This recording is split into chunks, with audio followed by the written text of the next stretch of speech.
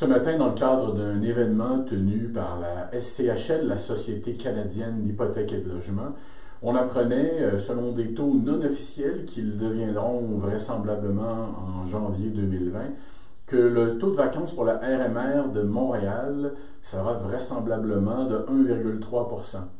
Un taux qui détonne avec le taux de 2016 qui était de 3,9 %.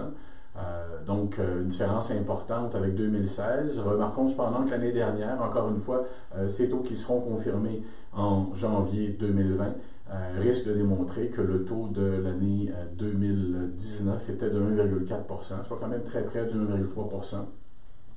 À toute fin pratique, pour les propriétaires d'immeubles de Montréal, c'est une excellente nouvelle, donc un taux de vacances faible, donc peu de logements vides, une rareté de logements sur Montréal, avec des locataires qui vraisemblablement renouvelleront leur baux avant de déménager. Ils devront y penser à 2 fois.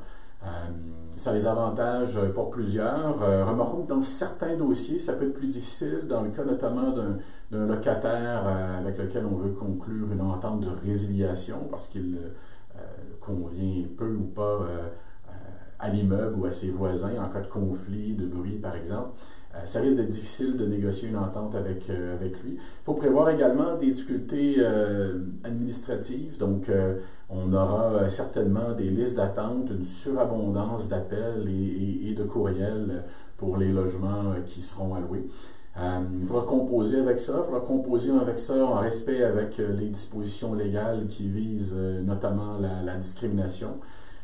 Évidemment, notre équipe de conseillers juridiques est toujours disponible pour vous assister dans des situations semblables.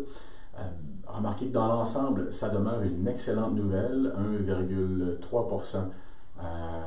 C'est très peu de logements et ça simplifie drôlement la vie des propriétaires d'immeubles. Mon nom est Martin Messier de l'Association des propriétaires du Québec.